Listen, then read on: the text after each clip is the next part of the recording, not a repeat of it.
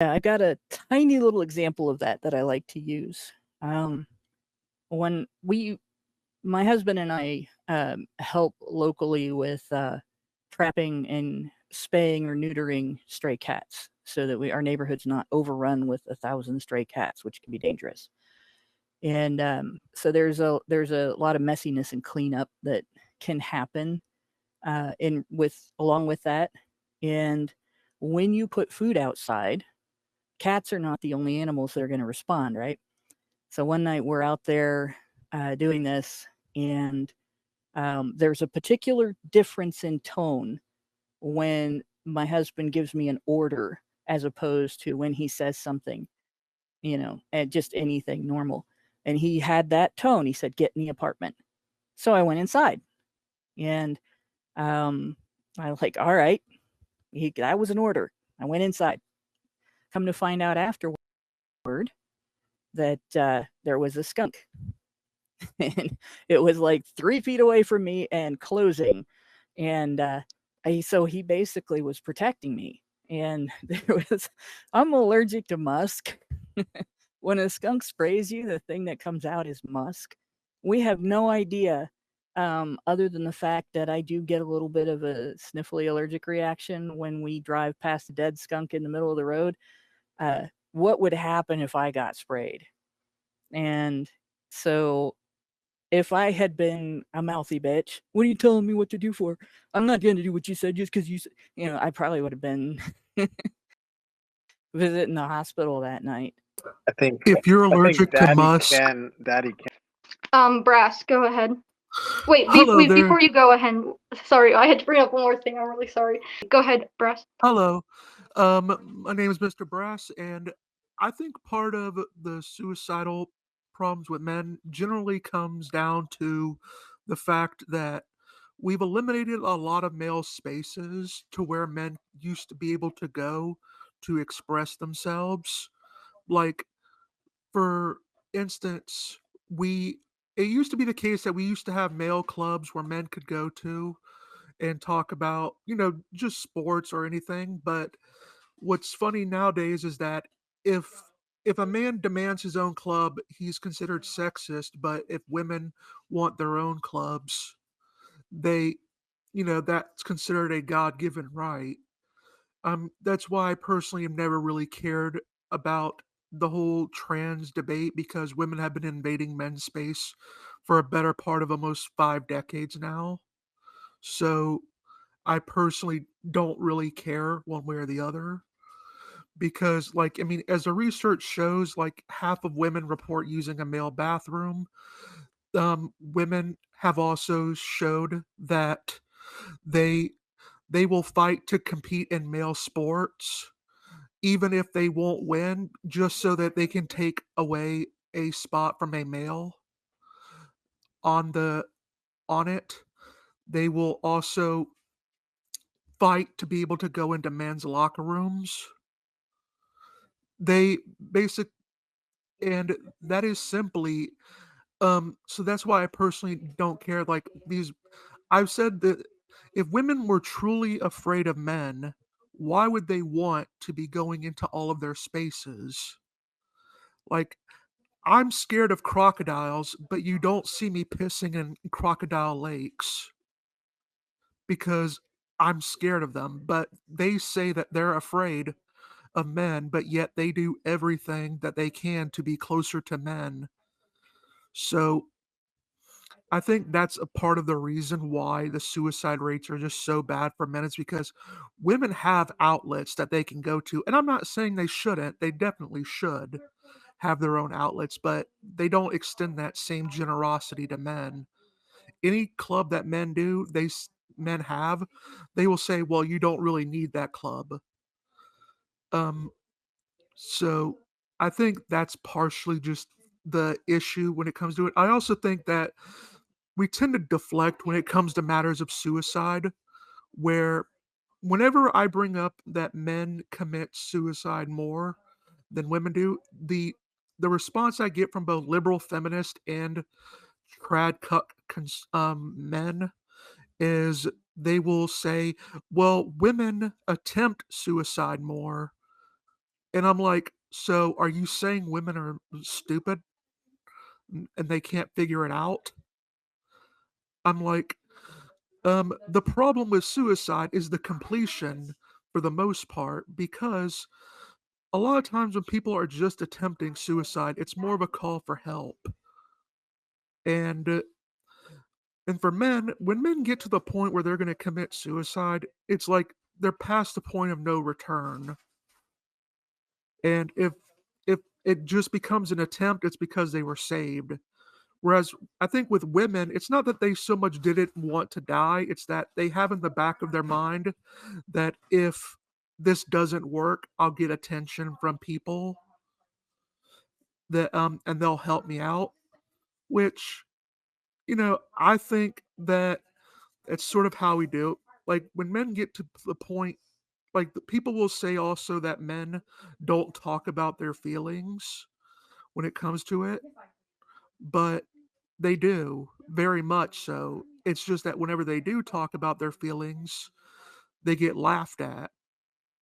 And oh, I also wanted to make a joke because Hannah said that she's allergic to Musk. Well, how is she on X then?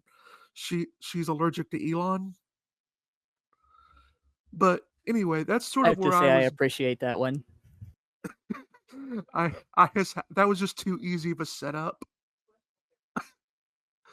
But yeah, that's what I got so far. Yeah. Yeah, whoever's Wait, one next. second, Uncle Tom. Zoe, are you familiar with the thalidomide incident? No. No. It's Look it up terrifying. right now. Just Do you look it want up to right put now. it in one of the comments and I'll put it up in the Jumbotron? Okay, For the next let me video? find it because this was horrible. I Absolutely. remember it. This was in utero too. This wasn't just ova.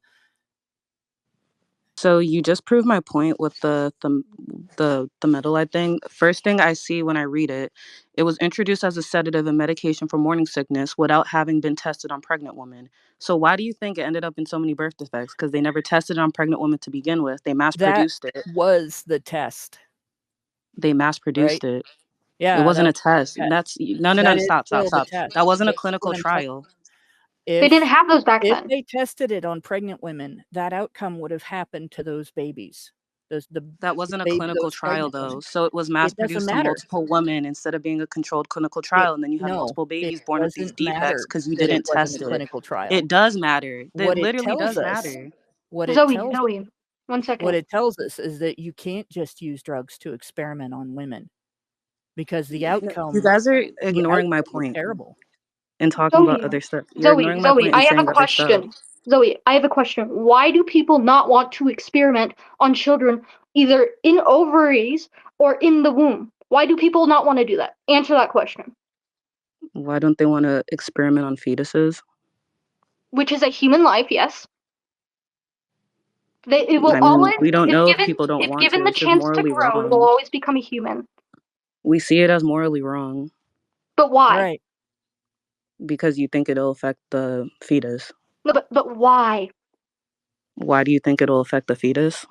No, No, it's not that. wrong. Why do you think we care? Why does the fact that it affects the fetus make it morally wrong, Zoe? Because it's affecting a fetus. And No, it's because what's the that difference? fetus It is affects a the human being. 1 second, Hannah. That fetus is a human being and will grow up to become an adult with a disability, which in turn affects the future health of their children if they are not infertile.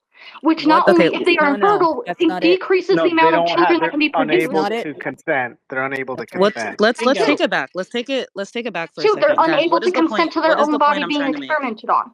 What is the point I'm trying to make? Do you guys know the point I'm trying to make? What is the point I'm trying to make? Please tell Trying me. to I've got make it. the point that women are I do. discriminated against.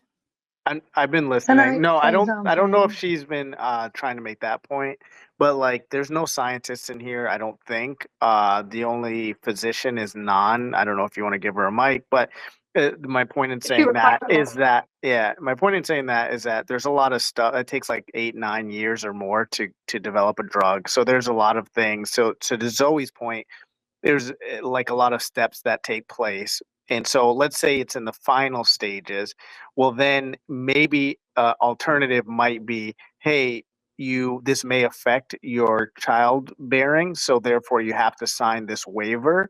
So if the woman, as long as the woman's aware that this may affect, like, hey, you may not be able to have kids, then you could potentially test it on women to know if it is going to affect them on kids. I think that's the point she's trying to make, is that we need to know, is it going to affect childbirth or not. I mean, but at the end of the day, it's all, they know how to do science and create these drugs way better than any of us. We're kind of going in a little bit of circles here with this, in just my opinion. But I think both points were made. You don't want to experiment. It would be experimentation if you're in like the first stages of this drug, and then you're just going to like start giving it to women, and thinking that it's not going to affect fertility, more so that it would affect men's fertility, because again, the eggs, you have the same eggs, and if those are affected, that can affect the children. So I don't know. I'll land my plane. Yeah, I'm I gonna. just wanted to double down on what I was saying about what I literally was just talking about. She brought up this drug that was mass produced. Multiple people could take it. There was no clinical trial, and it led to like terrible birth defects in children. To Duh, because avoid there were that, no tests, the Zoe. idea is to do a clinical trial where it's a concentrated small amount of women, instead of just giving it to everybody and saying we're not going to test this on pregnant women, but we're going to make this drug for pregnant women. Pregnant women just don't take drugs? How about that? They How about if prescribed you're this to how about if pregnant you're women. pregnant? How about if you're pregnant, you Yeah. just This was don't take? prescribed to pregnant women. It was for Yeah, morning well, you sickness. know Dude, what? can we stop That was a acting like long time women live ago, hard and lives? we've They come live to a on point where we realize that reproducibility. taking Guys, drugs is guys, not good if guys. you're pregnant. We're gonna let Ken go. Then I heard Castizo saying something, and then I'm gonna add something, and then Zoe's gonna respond. Okay, go ahead, Ken. Yeah, okay. I'm gonna just try to move on from the drug stuff. But I was gonna say, when dude that was speaking way before me said something about solutions. I think that the biggest solution to the problem that we're suffering from is to eliminate welfare. I know that's going to be really hard for a lot of women, specifically single mothers, but if they're forced into a position where they don't get, $2,000 a month per kid or whatever, they're going to be forced to have a father in the home. And All hail King welfare. Caleb! I feel like welfare incentivized women to be promiscuous and to have as many kids as they want, because they don't need a father at the home because the state will pay for it. But if we eliminate that, uh, incentive, then it will cause women to think more about who they have children with. Hey, maybe I shouldn't have a child with the ex-convict who sleeps at the halfway house. Maybe I should go and have a kid with the guy that has a six-figure job, or even like a Wait a minute. Bring down the six figures. That's also a problem. okay, That okay, makes okay. me Hey, Or hang dumb. on, maybe What the Caleb. fuck? maybe okay, hold on. Maybe not necessarily six figures, but or even like a blue collar or green collar, like the plumber or the guy that's I in the bet you these military, bitches don't even know the Caleb, different colors. Caleb, shush. Shush, or But I'll drop anyways, you. so that's my solution to the problem, is we need to start talking about eliminating welfare. And if we can get more people behind the concept of, hey, uh, sink or swim. Like that's how it was, back in the olden days. You jumped in the deep end and you either sunk or swum. That's how we need to go back to that mentality where you're either gonna survive on your own, right? Or you're gonna God, you're gonna have a man take care of you. You can't ask the state to take care of you. That's a ridiculous notion that we've created, that is causing 90% of the problems we have, because then we don't these kids grow up without fathers, right? And then they're beta males, because they monkey see, monkey do, right? We're all monkeys right here, and we're gonna mimic whoever we see that spend the most time with. And if you're spending 99% of your time with your mom, and a bunch of female teachers, you're gonna grow up to be a little, limp wristed. So that's my thoughts. Based. Yeah, go ahead, Castizo. Zio.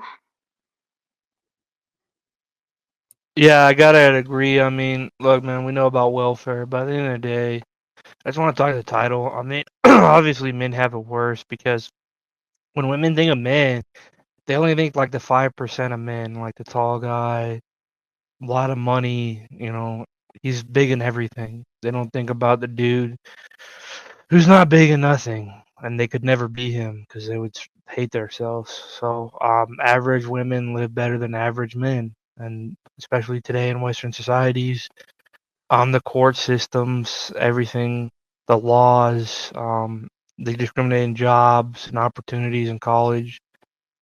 There's nothing that Western women don't have that is better than the average man. The problem is the women don't see average men as human beings. I think that's why we have such a high LGBT rate in the Gen Z community, is because a lot of these dudes, I'm gonna be honest, they want to unlock these women privileges, because women have privileges that men never get to have. Um, so they want those women privileges, and that's how they get them.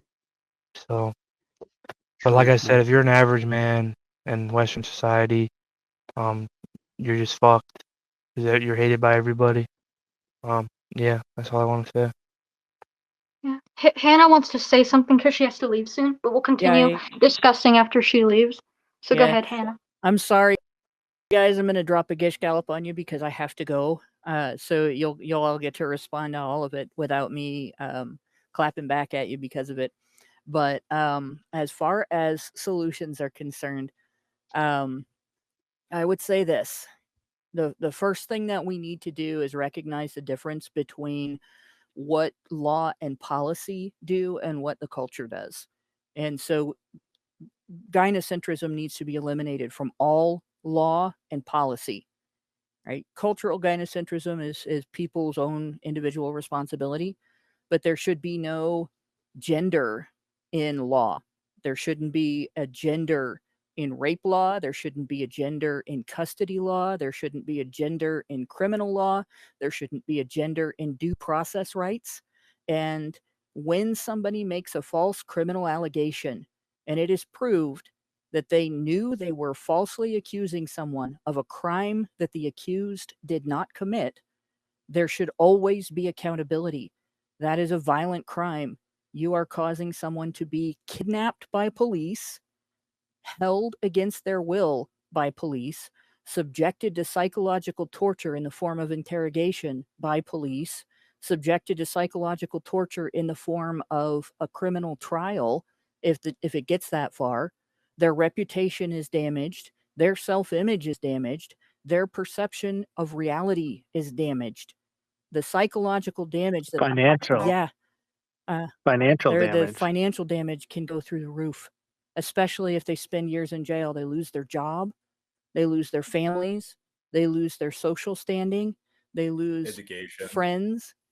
I sat Yep. I sat one day with one of my friends who was subject to false allegations. He went through a 7-year ordeal of malicious prosecution and vexatious litigation.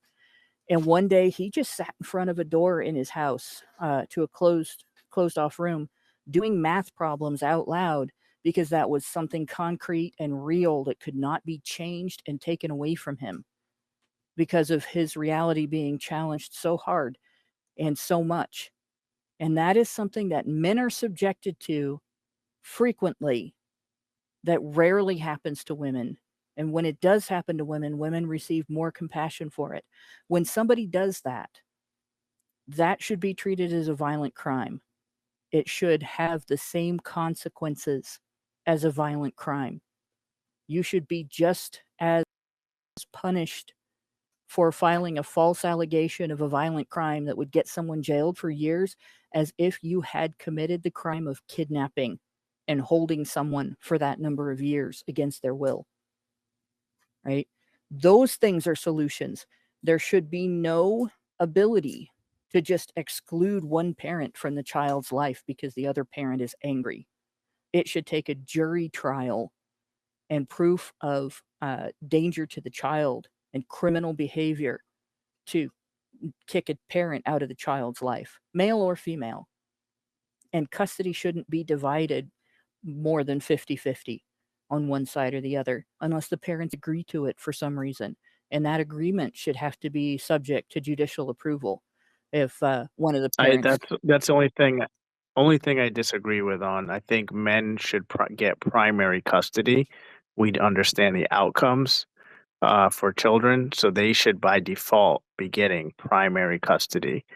It would certainly reduce And the we should divorce go rate. from there. Like women right now, they file 70% of divorces.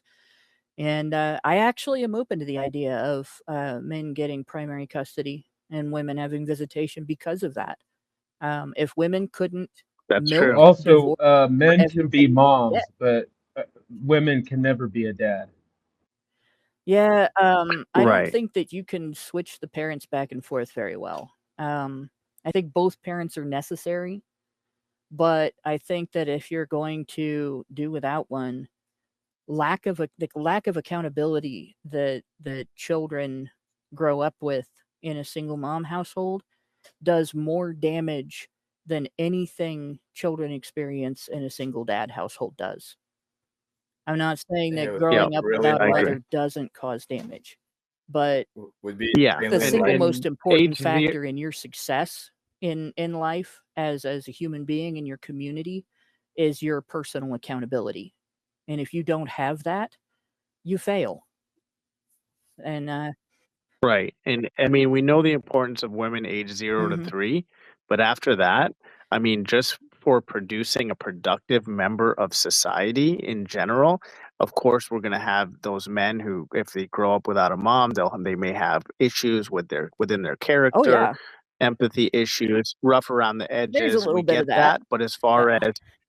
as far as like productivity, and we know that a man is going to produce their offspring that's going to be more productive in terms of like men obviously are truck drivers, roofers, AC repairmen, electricians, firemen, policemen. Right. They cultivate our food, farming, oil rig. A woman is not going to be able to raise offspring that go down these important paths to continue the world essentially. And so if you had your pick, it should always be the man. Oh yeah. Mechanic Yeah. is another one, plumber. And so for that reason alone, and so a lot of women feel like if I say my take on this, that I'm attacking. However, if the data was reversed and all the data showed that women produce more productive children, men would absolutely say, "Yeah, go with your mom. Like, we don't Yeah. care. We just actually want a better society. We don't actually care." Like, if the data showed, like, "Hey, the women are better," great. Most men you'd find be like, "Great, go with mom. We're good to go. We'll go on with our lives. Everything's fine." But I'm saying this, and I'm not even incentivized to say it. And women feel like it's attacking them. It's not. It's just I know what's going to produce a better outcome for society. I'd really like to be able to go about my day without some child of a single mom like robbing me at gunpoint. See, Can this I is the make thing. Children Yeah. of involved fathers are less likely to have criminal outcomes. They're less likely to become unwed parents themselves. They have better academic outcomes. They have better social outcomes with their friends and their family members. They have better work outcomes. And this actually starts in infancy. People like to say that mothers are more important during infancy, but actually fathers are just as important as mothers from birth, from Yeah. day one, from like the moment that child is in the open air instead of inside of a wet uterus. The child needs dad just as much as mom, if not more. And it is there's not just the instance of dad sitting the child down and teaching disciplinary lessons and stuff like that. There's things that you don't think about all the time that dads do and moms don't necessarily do. Like feminists will say, uh, women spend all the caregiving time and men spend all the playtime. Like playtime is not caregiving time. But if you were to sit down and play a game for your own entertainment, it's probably not the same thing that you're playing with your 3-year-old, right? Playtime is parenting time. And when you have your 3-year-old and maybe your 5-year-old and you're playing some little kid game and there's a dispute, Dad teaches sportsmanship. Dad teaches compromise. Dad teaches consideration. Mom teaches feelings. And it is a constant, consistent difference between men and women. Dad teaches the kid during pitch and catch. You can't say, I didn't hit that because the sun was in my eyes. You move and you try again, right? You tip your head this way or that way. You do something about it. Wear a baseball cap. Try again. Get up off of the ground from that skin knee and get back on the bicycle and try again. Right? Get back on the horse and try again. Let's try turning that corner with the car again. And by the way, I'm going to show you how to change a tire now. Right? These are things that are essential to the child's upbringing. And it begins at birth and it never stops. And every child should have every opportunity to be with both parents throughout their entire lives. You only get chances while they're still alive. And once they're gone, once your parents are gone, you realize immediately just how important they really were. Both of them. Can I make the point before Anna leaves? Yeah. Well, guys, while we finish talking to her, don't forget to give Hannah a follow. Yeah. Yeah. I just wanted to make a little joke real quick for Hannah since she's gonna go away. I found out, like, I was researching the formaldehyde stuff, and it was ridiculously expensive. You know how much it cost? Oh no, An I know arm and a exactly leg. what you're gonna say. Jeez, oh Pete. That's dark. The thalidomide cost an arm and a leg.